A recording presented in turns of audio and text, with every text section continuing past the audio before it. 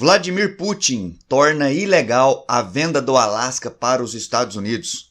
Será que o todo-poderoso russo, depois de invadir e declarar guerra à Ucrânia, vai fazer o mesmo com os Estados Unidos? Além disso, Ron DeSantis, governador da Flórida, desiste de concorrer à Casa Branca. Se você quiser entender esses e outros assuntos da geografia, da geopolítica e atualidades, me acompanhe aqui no canal. Inscreva-se, deixe o like nesse vídeo e considere também nos apoiar. Tá aqui do lado as informações sobre a chave Pix. Vou deixá-la também na descrição deste vídeo. Valeu? Vem comigo, meu povo. Arregala seus olhos e seus ouvidos pro lado de cá. Na última quinta-feira, dia 18, esse moço aí, Vladimir Putin, todo-poderoso russo há mais de 20 anos, ele assinou um decreto que, segundo essa manchete, olha só, alimenta tensão com os Estados Unidos, está em inglês, e declara, no caso ele, que a venda do Alasca em 1867 foi ilegal. Está aqui o decreto assinado por ele. Do lado direito, a versão original, escrito em russo. Lê para mim aí, você manja do russo? E aqui a tradução para o inglês. De uma maneira resumida, o que diz esse decreto? Ele fala que todas as ações de transferência de territórios russos durante o período imperial dos russos, lá no século XIX, todas essas transferências feitas no século XIX são ilegais. Em outras palavras, o que ele está falando? Que a propriedade que os Estados Unidos exercem sobre o Alasca é ilegal. Logo, aquele território, o Alasca, não é dos Estados Unidos, mas sim dos russos. Ai, ai, ai, ui, ui, ui, hein, galera? O que será que o Putin está querendo com isso? Primeiro vamos entender aqui, dá só uma olhada. Nesse mapa aparece o território continental dos Estados Unidos, aqui embaixo, em branco, Aqui ao norte é o Alasca, o Canadá, desculpa, e aqui em vermelho o Alasca. O Alasca é, atualmente, o maior estado dos Estados Unidos. Os Estados Unidos é uma federação, assim como o Brasil, dividida em 50 estados. O Alasca é disparado o maior de todos eles. Se você pegar os maiores estados aqui da área continental contínua, que são Texas, Califórnia e Montana. Se você soma a área desses três estados, ainda assim o Alasca é maior. Ou seja, é uma extensão de terra muito significativa. E os Estados Unidos compraram o Alasca dos russos na segunda metade do século XIX, em 1867, por apenas 7 milhões e 200 mil dólares. É lógico que na época isso devia ser muito mais dinheiro do que é hoje, né? Mas ainda assim não deixa de ser um valor simbólico, um valor pequeno. Na época, qual que era o lance? A Rússia estava saindo de uma guerra, a Guerra da Crimeia, que os russos disputaram contra os franceses e ingleses, e estava com uma economia muito debilitada, fragilizada. E aí, um político americano à época, observando esse imenso pedaço de terra aqui na América do Norte, propôs a compra, que foi prontamente aceita pelos russos. Os russos acreditavam que era apenas um imenso pedaço de terra coberto de gelo, que não tinha qualquer tipo de valor em termos comerciais ou de recursos naturais. Cara, que arrependimento, hein, dos russos tempos depois. Por quê?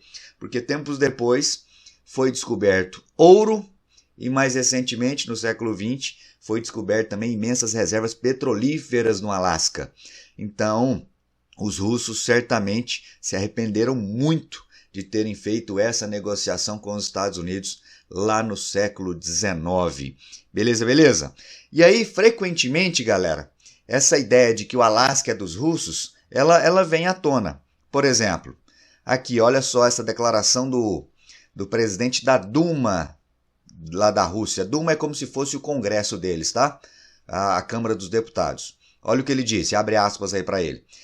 Antes de os americanos confiscarem as nossas propriedades no estrangeiro, devem lembrar-se de que também temos algo a reclamar. O que seria isso, algo a reclamar? Indiretamente ele está falando aí do Alasca, né?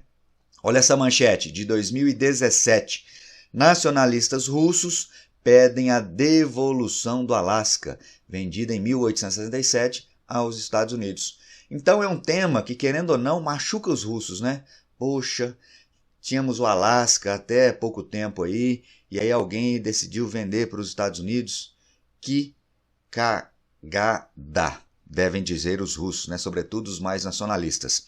E aí, os Estados Unidos, logicamente, fazem a exploração comercial ou econômica dessa área, onde mantém também bases militares. Aqui do lado, ó, já é território russo. Eu acho que eu coloquei outro mapa aqui, ó, dá uma olhada. Pera aí, esse não, acabei não colocando. Mas enfim, aqui dá para você perceber, ó, esse pedacinho de terra aqui mais ao norte já é território russo. Aqui é o estreito, o famoso Estreito de Bering, que separa a Rússia do Alasca, território dos Estados Unidos. Beleza, beleza? Mas aí talvez você esteja se perguntando, mas Gabriel, o que o Putin está pensando com esse tipo de declaração, né? Pessoal, para ser sincero aqui, ó, há alguma chance dos russos declararem guerra contra os Estados Unidos por conta do Alasca? A razão nos leva a dizer que não há nenhuma chance disso acontecer. Pensando, logicamente, de maneira racional, com o perdão da redundância, né? Pensar é de maneira racional. Aí se o Putin tiver tresloucado, se ele tiver fora da casinha, aí é uma outra história, né? Mas racionalmente a chance é zero. Por que então o Putin estaria fazendo isso? Tem eleições agora na Rússia em março. Por mais que todos nós saibamos que as eleições na Rússia são viciadas, ou seja, que o Putin vai dar um jeitinho ali, ó, de manobrar para vencer, essa é uma estratégia dele para acirrar o espírito nacionalista dos russos e mostrar para os russos que os russos têm alguém que defende os interesses deles, que trata a Rússia como um grande império que um dia foi. E esse alguém é quem? É Vladimir Putin. Beleza, beleza? Aqui, ó, só para você comparar alguns números do efetivo militar dos russos e dos Estados Unidos.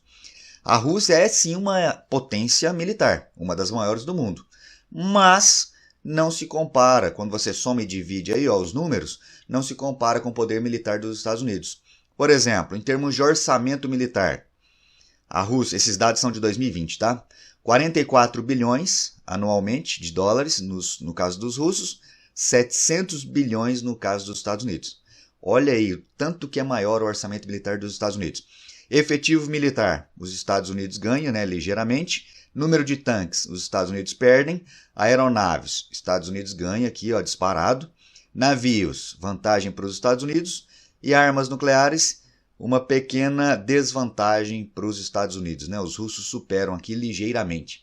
Mas aí também você tem que lembrar da tecnologia envolvida nesses equipamentos. Por exemplo, os russos têm muito mais tanques. Mas como são esses tanques dos russos? Né, desses 21.900 tanques, quantos não são lá da época da Guerra Fria? Ou seja, maquinário antigo, ultrapassado.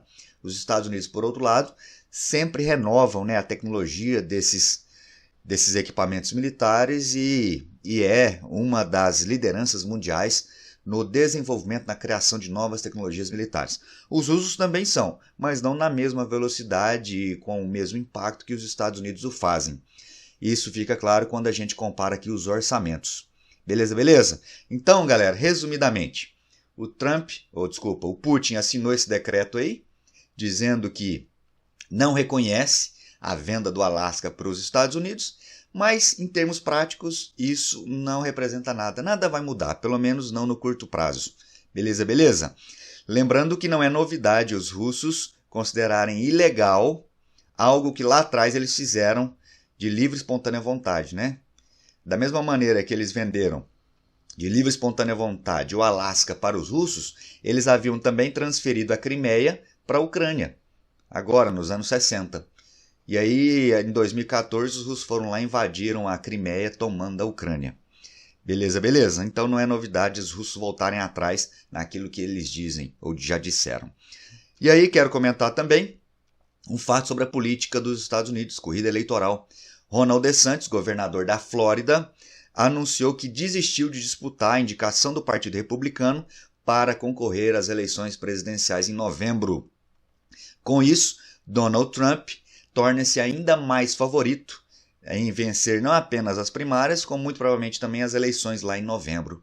Agora o Trump tem apenas como adversária nas primárias a candidata ou a pré-candidata Nikki Haley, que foi embaixadora dos Estados Unidos na ONU e disputa também a indicação do Partido Republicano com o ex-presidente Trump. Vamos acompanhando isso aí. Amanhã, terça-feira, dia 23, tem primárias no estado de New Hampshire e o Trump é também favorito. Falou? Espero que você tenha compreendido, entendido mais esses assuntos e volto em breve com um novo vídeo. Forte abraço e até. Valeu!